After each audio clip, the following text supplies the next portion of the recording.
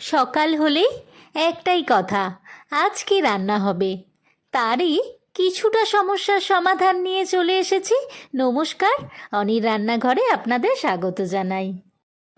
আজ বানাবো capsicum beans staff আলু ফ্রাই। এটা গরম গরম বানিয়ে চা বা কফির সাথে স্ন্যাক্স ও স্টার্টার হিসেবে ভালো লাগবে।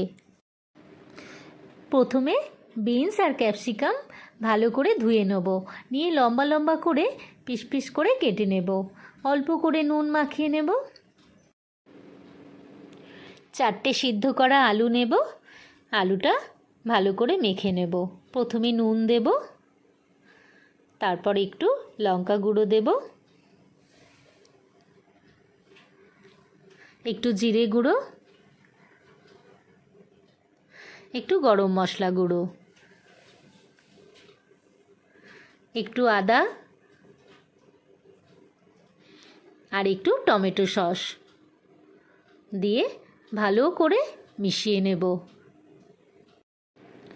খুবই টেস্টি হয় এবং কুরকুরে, আর ভিতরটা একদম সফট হবে। এবার একটা পাত্রে একটু বেসন নেব আর একটু নুন নেব আর একটু জিরে গুঁড়ো আর লঙ্কা গুঁড়ো দিয়ে ভালো করে মিশিয়ে নেব। মিশিয়ে নিয়ে অল্প করে জল দেব। জল দিয়ে ভালো করে মিশিয়ে নেব যাতে কোনো দলা না থাকে। ভালো করে মিশিয়ে নিয়ে আবার পরিমাণ মতো জল দিয়ে এবার হাতে একটু আলুর পুরটা নিয়ে নেব। নিয়ে 1 পিস ক্যাপসিকাম আর 1 পিস বিনস দিয়ে লম্বা লম্বা করে গড়ে নেব। আপনারা যে কোনো আকারেই গড়ে নিতে পারেন। এটা শীতের যে কোনো সবজি দিয়েই বানানো যায়। এবার তেলে দিয়ে দেব।